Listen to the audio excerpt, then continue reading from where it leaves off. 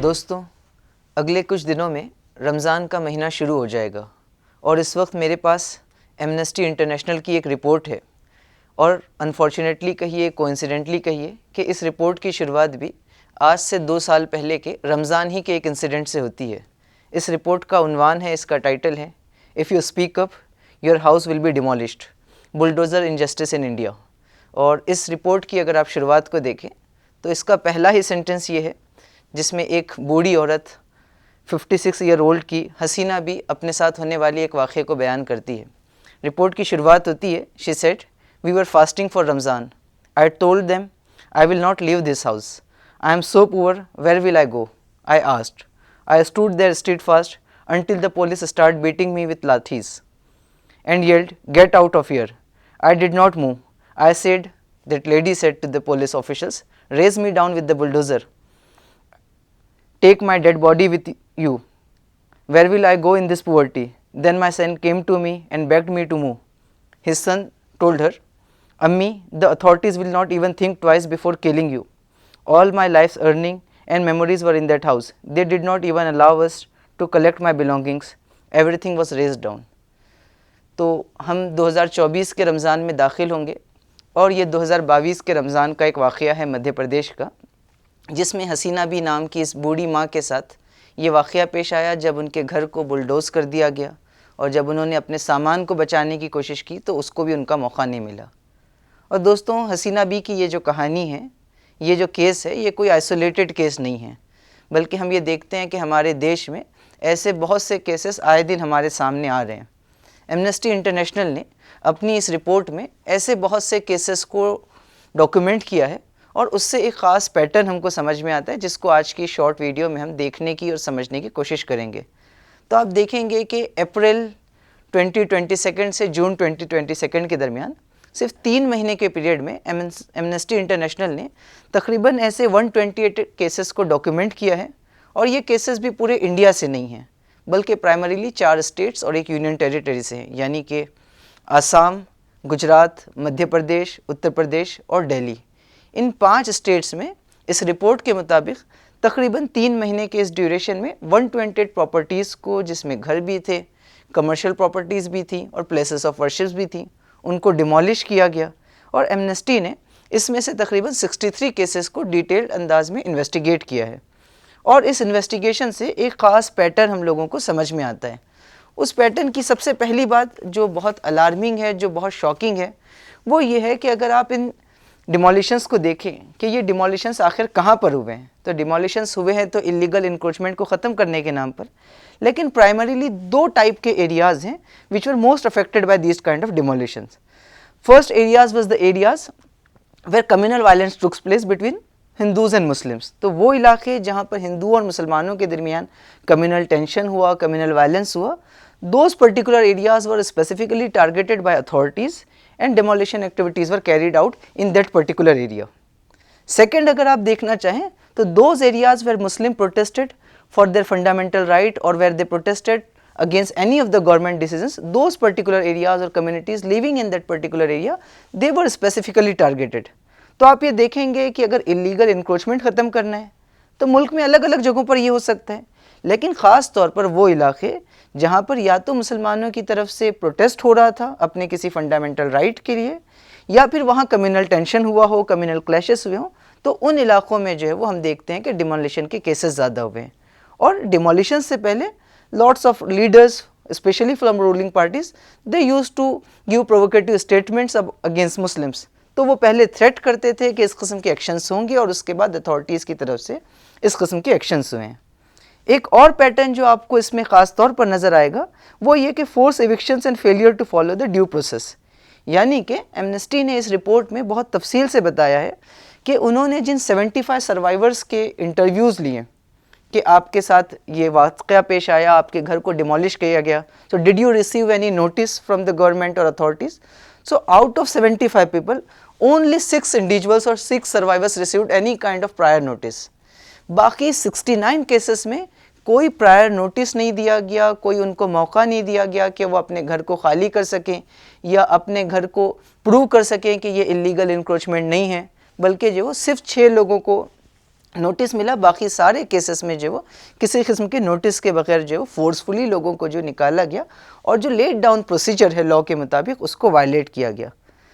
Second जो pattern वो ख़ास तौर पे हमको नज़र आता है वो ये कि इंटिमिडेशन का और एक्सेसिव फोर्स का बहुत ज़्यादा इस्तेमाल किया गया। जाहिर सी बात है कि जब डिमोलिशन के लिए अथॉरिटीज़ पहुंची तो initially people use to resist that, और जब उनको इस बात का यकीन हो जाता है कि नहीं our resistance is not going to work and we have to leave the house, so people begged with the police or authorities that just give us some time so that we will take out our belongings।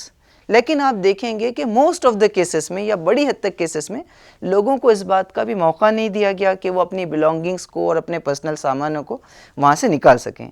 तो ये report कहती है कि out of 128 cases 39 cases में survivors ने ये बात कही कि हमको इस बात का मौका नहीं दिया गया जब हमने लोगों पुलिस से अथॉरिटीज़ से टाइम मांगा कि आप हमको कुछ वक्त दे दीजिए कि हम अपना सामान निकाल लें, या हमने उनसे आर्ग्यू करने की कोशिश की कि we have papers, we have all kind of documents, so our property is not illegal, why you are demolishing that. So ऐसे सिचुएशन में 39 सर्वाइवर्स का तकरीबन 128 में से ये कहना है कि पुलिस ने बहुत एक्सेसिव फोर्स के ज़रिए से और इंटीमिडेटिंग टेक्निक्स के ज़रिए से हमको डराने की कोशिश की गई और हमारी प्रॉपर्टीज़ को भी डिमोलिश किया गया और उसके साथ साथ जो हमारी पर्सनल बिलोंगिंग्स थी उसको भी डिस्ट्रॉय कर दिया गया।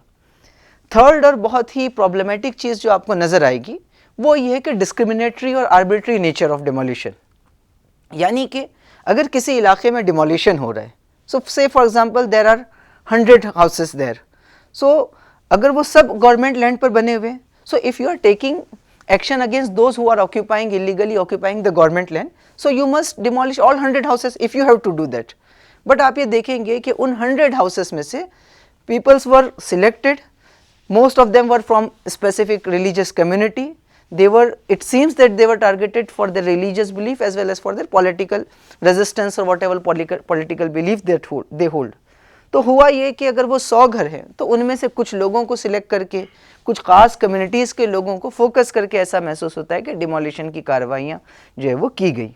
तो ये खुद अपने आप में बताता है कि जिस किस्म का आर्बिट्री नेचर है इस डिमोलिशन की पूरी एक्सरसाइज का, बुलडोज़र इनजस्टिस का, और किस तरीके से जो डिस्क्रिमिनेटरी पूरा अप्रोच है ये हमको नज़र आता है। आपने देखा होगा कि दिल्ली के डिमोलिशन के टाइम बीजेपी के एक स्पोक्स पर्सन थे, he make a very controversial tweet, he deleted that, but in that particular tweet in the April 2022 he described JCB as Jihadi Control Board।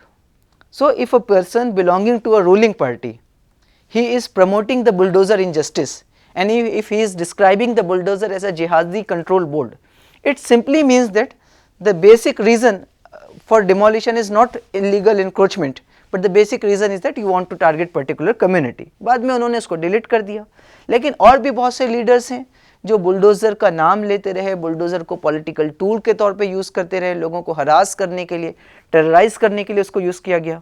आप जानते हैं कि इस रिपोर्ट में के रॉय को कोट किया गया, फेमस लॉयर हैं, उन्होंने भी ये बात कही कि there was a person name Mohammad Javed साहब, he was from UP, his home was bulldozed or his home was demolished in front of hundreds of cameras, and his lawyer KK Roy said that police use bulldozer or authorities use bulldozer to terrorize and intimidate the people who were living in that particular area। तो ये अपने आप में खुद बताता है कि किस तरीके से आर्बिट्री नेचर है इस पूरी एक्सरसाइज का, किस तरीके से डिस्क्रिमिनेटरी नेचर है इस पूरी एक्सरसाइज का, और इस पूरी एक्सरसाइज के अगेंस्ट जो वो हमको आवाज़ उठानी चाहिए, क्योंकि आज ये एक के साथ हो रहा है, कल किसी और के साथ होगा।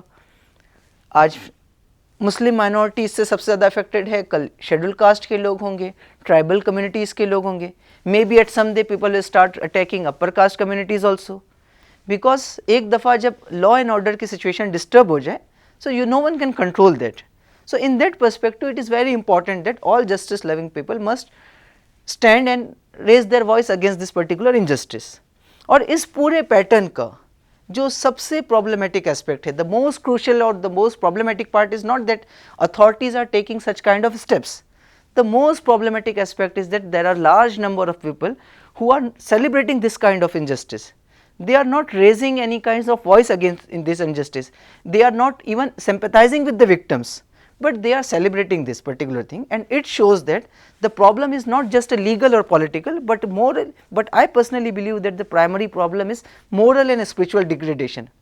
कि बगैर मोरल डिग्रेडेशन के ये संभव नहीं है कि किसी का घर टूट जाए और आप उसको सेलिब्रेट करें, किसी की पूरी प्लेसेस ऑफ वर्शिप को जला दिया जाए, उसको डिमोलिश कर दिया जाए और उसके बाद आप उस पर खुशी महसूस करें। सो आई सिंसियरली बिलीव कि जहाँ लीगल इंटरवेंशन की ज़रूरत है, पॉलिटिकल इंटरवेंशन की ज़रूरत है, सोशल अवेयरनेस की ज़रूरत है, वहीं उससे ज़्यादा वो रुक कर इस बात को सोचना चाहिए कि हमारी सोसाइटी में ये कैसा मोरल और स्पिरिचुअल क्राइसिस पैदा हुआ है जिसके नतीजे में किसी गरीब का घर टूट जाए, किसी की दुकान टूट जाए, तो हम उससे सिंपैथाइज करने के बजाय we are basically celebrating that. और why we are doing that? Just because he belong to another political party, just he belong to other religious faith? Does our religion teach us to do so? दुनिया का कौन सा धर्म है जो ऐसा moral degradation इंसान के अंदर पैदा कर सकता है? No religion does that, but the abuse और misuse of religion give birth to such kind of devil ideas और डेविल इमोशंस। सो मैं समझता हूँ कि इस एक्शन का एक सबसे क्रूशियल और सबसे भयंकर और सबसे जो डेंजरस एस्पेक्ट है वो यही है कि हमारी सोसाइटी के एक बहुत डार्क फेस को इस बुलडोज़र इनजस्टिस ने हमारे सामने लाया है। और मेरी और आपकी, हम सब की ये रिस्पॉन्सिबिलिटी है कि हम अपनी इंडिविजुअल कैपेसिटी में कॉन्स्टिट्यूशनल वैल्यूज़ का ख्याल करते हुए, इंटरनेशनली एक्सेप्टेड वैल्यूज़ का ख्याल करते हुए, लॉ ऑफ द लैंड का ख्याल करते हुए इस पूरे इनजस्टिस को रेजिस्ट करें, लीगल तरीके से अपनी आवाज़ उठाते रहें और कभी भी इनजस्टिस के आगे सरेंडर नहीं करें। And with the last thing which I would like to conclude this particular talk is that they just don't want to demolish houses, but by demolishing houses they primarily want to demolish our courage. They want to demolish our spirit of resistance. तो वो सिर्फ घरों को नहीं तोड़ना चाहते हैं, बल्कि घरों के साथ साथ वो हौसलों को तोड़ना चाहते हैं, ख्वाबों को तोड़ना चाहते हैं। और जिस वक्त घर टूट जाएंगे, ख्वाब टूट जाएंगे, तो उसके बाद सब खत्म हो जाएगा। So those who are at the receiving end, it is very important for them to understand that कि यकीनन challenges बहुत बड़े हैं, लेकिन उसके बावजूद भी we must not lose hope, we must not surrender in front of injustice. Instead, we must develop a confidence, we must give hope to each other, and we must resist this injustice. May Allah subhanahu wa ta'ala accept our resistance, may Allah subhanahu wa ta'ala grant us the steadfastness, and may Allah subhanahu wa ta'ala help us in changing the situation and making this country a better place for everyone. Jazakumullahu khair. Wa akhiru da'wana alhamdulillahi rabbil alamin.